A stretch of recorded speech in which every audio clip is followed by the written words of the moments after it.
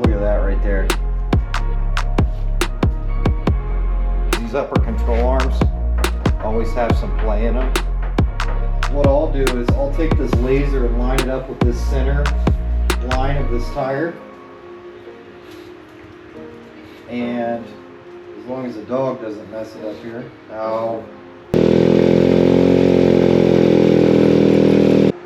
Alright, so today we're working on the Hammerhead. We're going to give the front end a good shakedown, replace these spindles that are bent.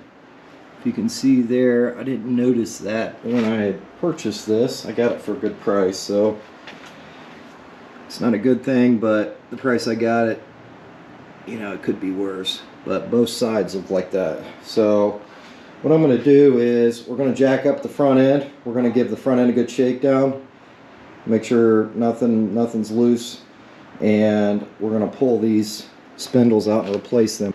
So to do that, we're going to pull the wheels off. We'll end up having to do the castle nut here and pull the hub and everything off. We're going to pull the tie rod off, and once in the fender bracket as well. All this stuff will basically swap over to our new spindles. So once we do that, we're going to pull the shock off to remove any spring pressure on the upper and lower control arms, and then we can undo the upper and lower ball joints, and then the spindle will come right out. So the downside to doing this is we're going to have to give this an alignment, which it needed anyways. So it's part of the reason why I haven't done it yet, because I knew I had to do this, and I was just going to do this all at once.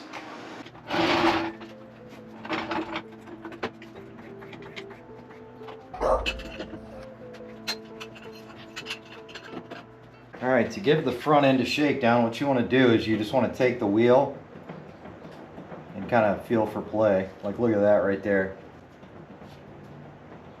You see that? You can feel it too. So that's an issue, so it's a good thing we're replacing these.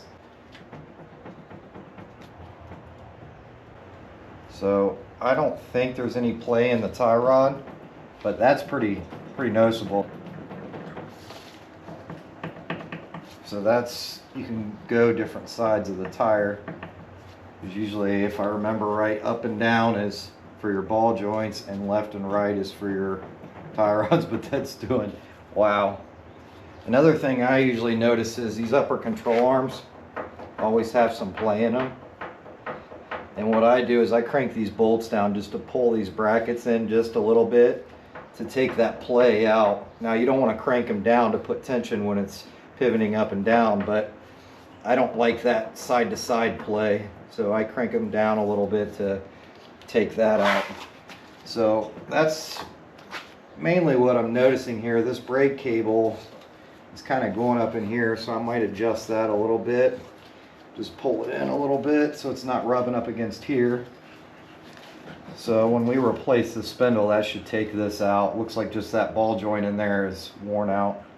Maybe from when this happened, who knows. Okay, so we're going to give the other side a shakedown now.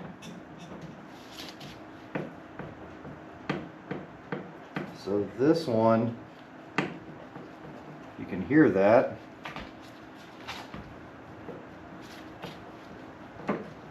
Wow, the whole ball joint is basically, hopefully you can see that. See, these are things you really need to check, so that way you don't have something break while you're driving and loose steering. This can cause you some huge issues. So it's a good thing we're getting on this, because it looks like our upper and lowers are got a lot of play in them now. I'm assuming this, yeah, this upper control arm, same thing. I'll tighten that down to kind of get all this play out of here. Okay, so we're going to start off and take the wheels off. They are a 15 millimeter.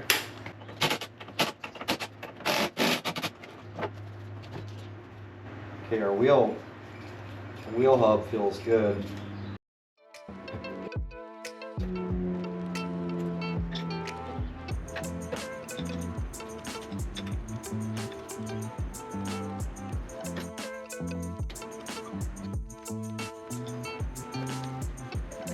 So we're going to go ahead and pull our brake off now, because after I thought about this, I don't want to undo the shock and have the control arm basically swing down and put tension on this brake line. Now, I don't know how far it'll go down, but I just want to do this first, just to be safe. I can't get my Allen head on here because of the control arm. So I've got that on jack stand. There we go. So I'm using a jack this control arm up, and then now I'm just using a swivel, and this looks like this is going to work.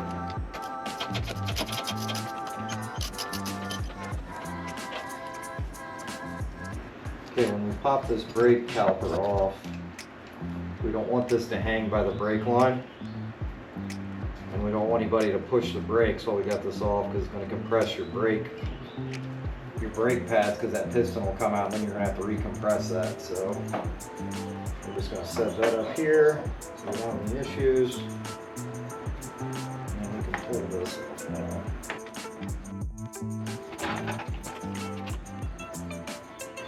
Okay, so now we're going to take the wheel hubs off.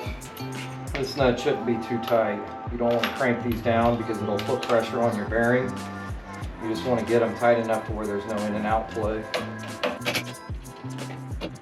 That came off easy. Now we'll take the shocks off.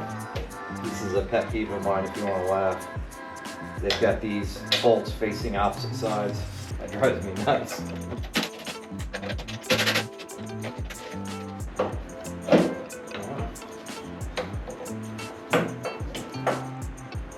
Kind of weasel that out of there. So this is going to want to fall on you.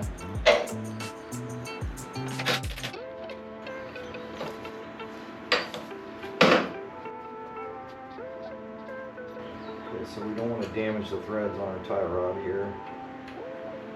Should have done this before we pop the spindle off. There we go. Alright, so here's our new spindles. You can see here they're nice and straight, no bends like our current ones. Something to note if you're needing these is check your boots, make sure there's no tears in them, because these do not include new boots or hardware. So if you're going to need any of that, you're going to have to order that separately. So let's get these on. And I'm just going to put a little more grease in here.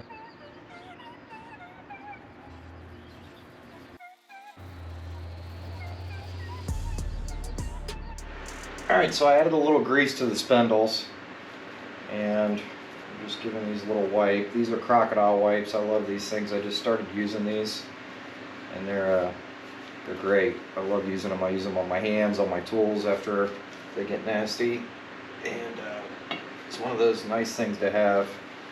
So what I'm also going to do is, these are your boots for your upper and lower ball joints. There is a metal washer in them, and there's just all kinds of gunk and stuff in here that I don't want getting in our new ball joints. So I'm just going to wipe these off, clean the inside of them, just so we don't get anything in there.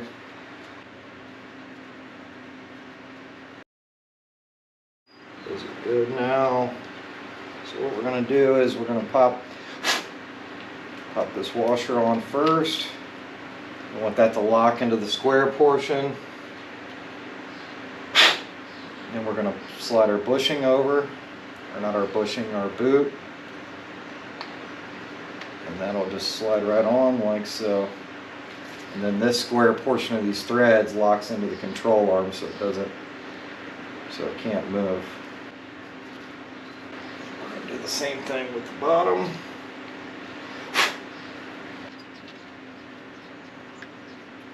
Okay, so we're going to pop our bottom one in.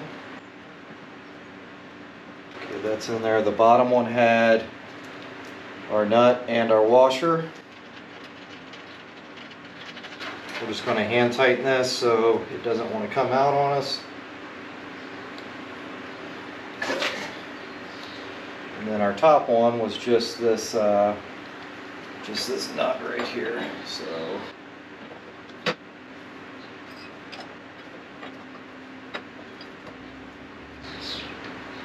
okay, I think we're in there.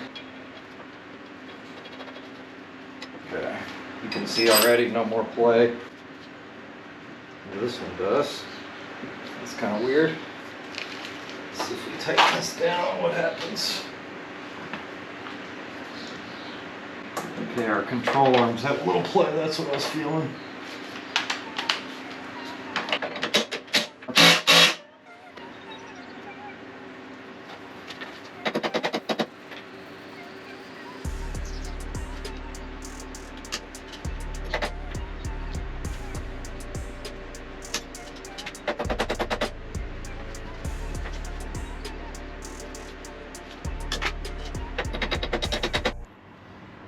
Okay, so here's how I like to do my cotter pins, and some people have given me grief about this, but I think this is the best way to do cotter pins.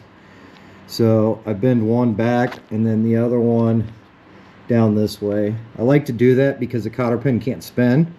You know, that can create some rattles. You can also wear it out if it's sitting there moving around. And then also I try to bend the cotter pin the opposite direction of travel, right? So if it was facing this way, I would bend it back. That way if something hits it, it doesn't want to bend it that way. So that's just something I do. And then here you can see the control arms. So I'm going to tighten those up and then hopefully take out some play and then grease those up. There's little grease fittings here on the opposite side that what I'll do is I'll take the jack that up because it's a little easier to get to. If you can, let's see. Yeah, if you can see, because they're kind of pointed up when you raise it up. Makes them a little easier.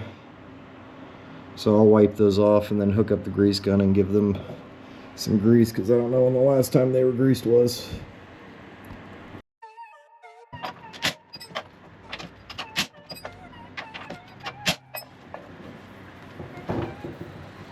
They still move freely. Took out some of it.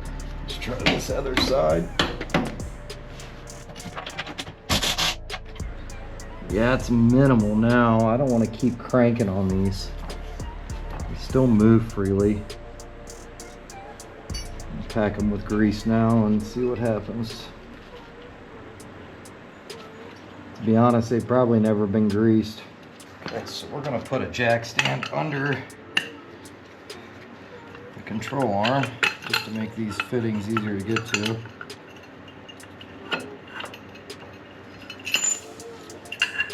Okay, find the hole here. Alright. And then now we're just going to grease these up.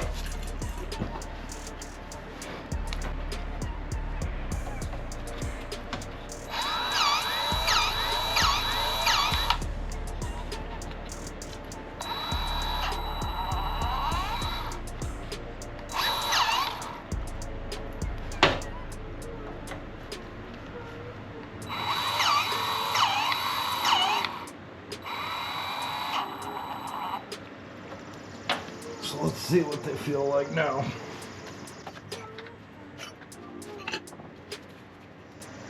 Yeah, they feel good now. There's still a little play in them, but I don't want to keep cranking those down. It's definitely improved. This just slides on here. There was a washer we want to put on there. And we're going to tighten this down. We just want to take out the in and out play.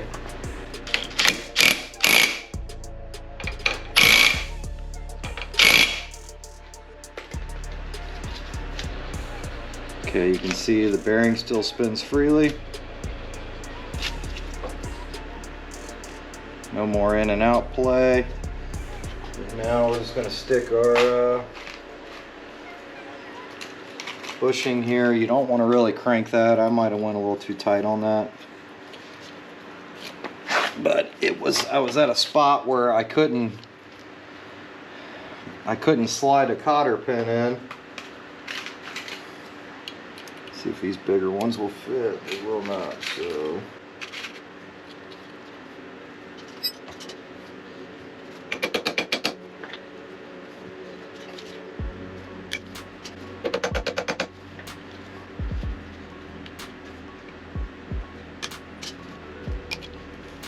Alright, so we're going to stick our brake caliper on.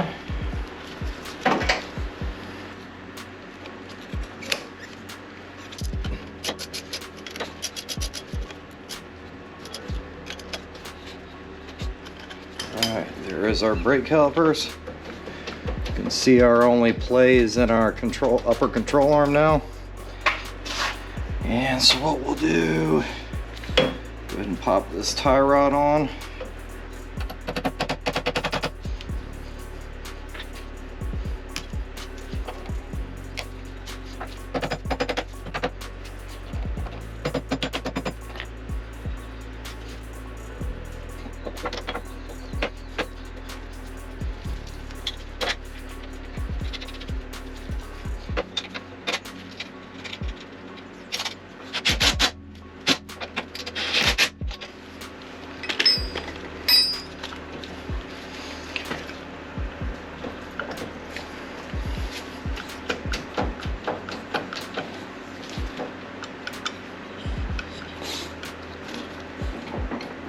Okay, so the only play we have now is on our upper control arm.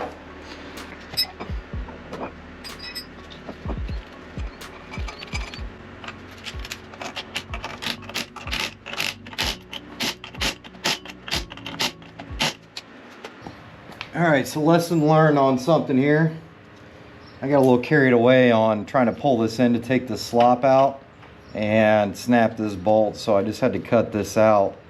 And yeah, I went to the hardware store. I found a grade 10 bolt. I cut it down to size, stuck it in the belt sander, kind of smooth the edges and get the threads right.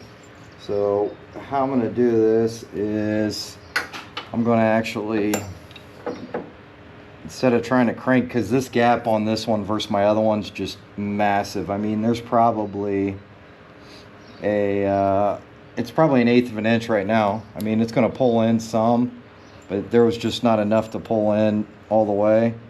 So what I'm going to do is I'm going to stick a little washer in here just to kind of fill some of that. I've got a washer for the edge over here so it can spin on this Teflon nut. So if you replace this, you'll definitely want to put a locking nut on here. And I'm going to get it just tight enough to take out this play.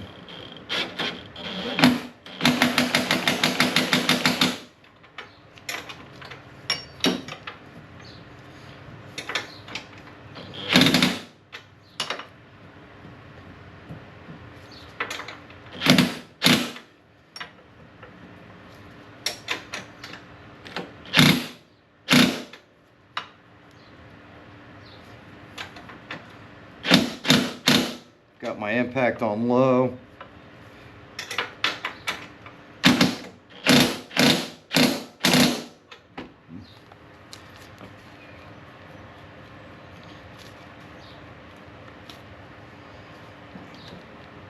Now you don't want to bind this up and crank this down to where this doesn't have play.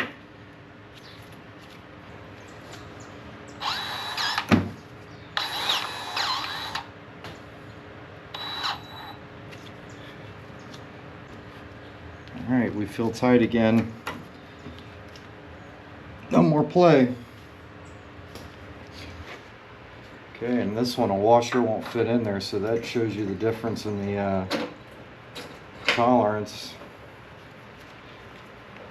So this one I'm just going to tweak down a little bit. Yeah, that's good now. Once we fill that with a little grease, we should be golden.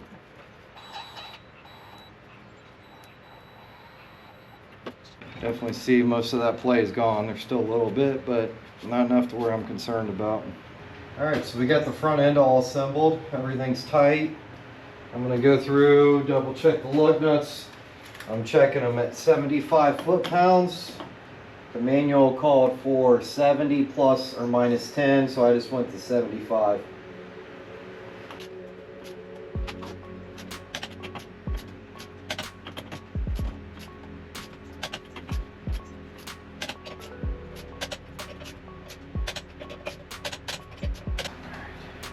So that's good.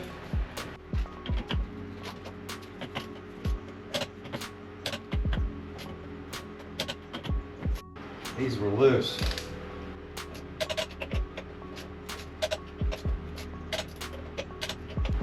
These are good.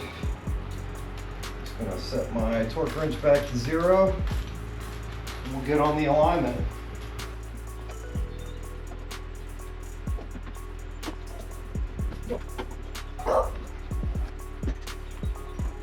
Okay, one thing I found to check was on the other Hammerhead, my steering rack got shifted over. This one looks pretty straight, but other than it being shifted over, the bolts were also pretty loose. So I'm getting in the habit of just making sure these are tight. Just while we're doing this, which those all feel really good.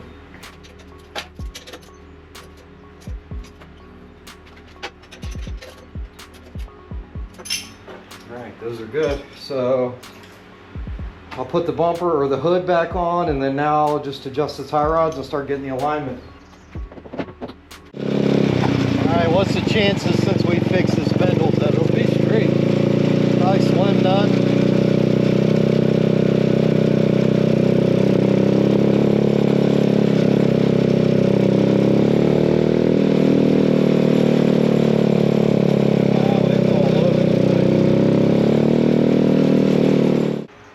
So our alignment was all over the place. So we've got some kind of major toe issue or something. So let's see here.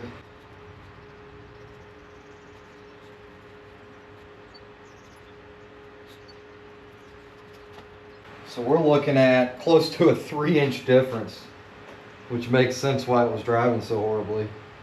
So they're towed in. They need to come this way. And so I don't see, the tie rods look pretty even. But I do notice that they're threaded out pretty far here and then not very far here. So when I start spinning this, it's going to continue to thread it out here. So I'm going to get these straight so my threads are even before I align this.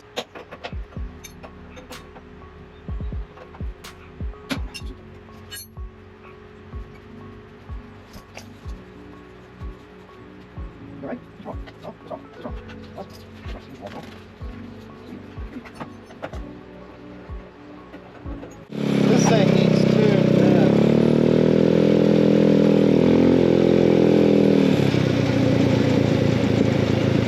Or slightly left.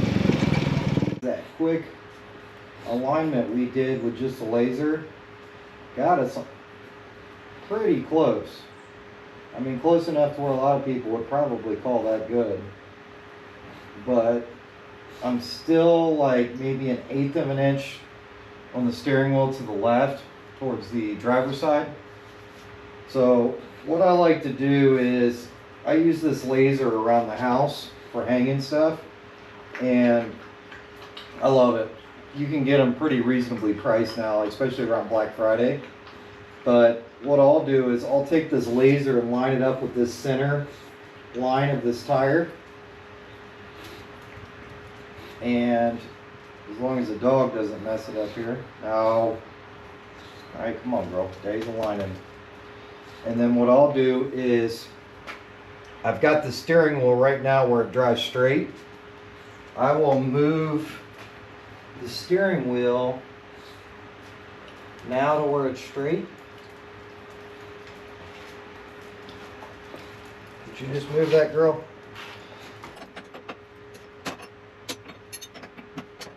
Okay, I'll step over here so you can see this.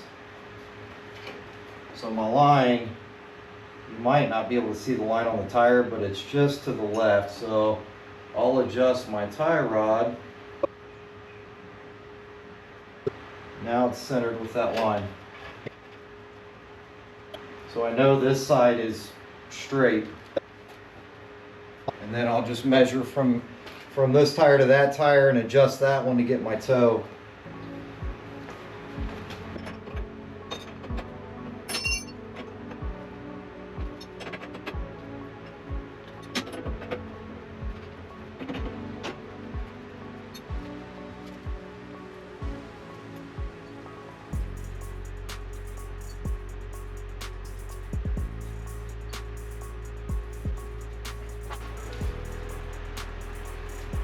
So we're at 0.29 difference between the back and the front. So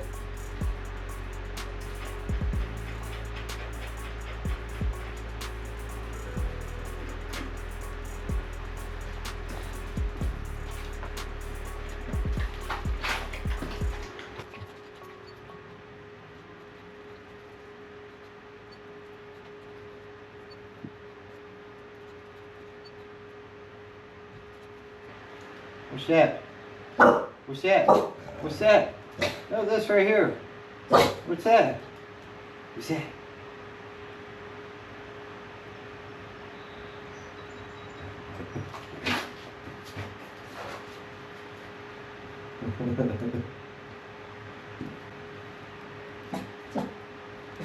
Hey, no one's out there. No one's out there.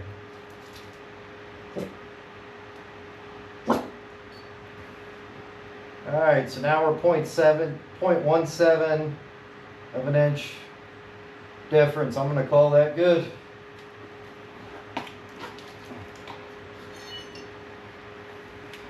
Give her a little test drive and see what happens. She's on high alert now, aren't you? You on high alert? Yep, she's chasing a lightning bug now.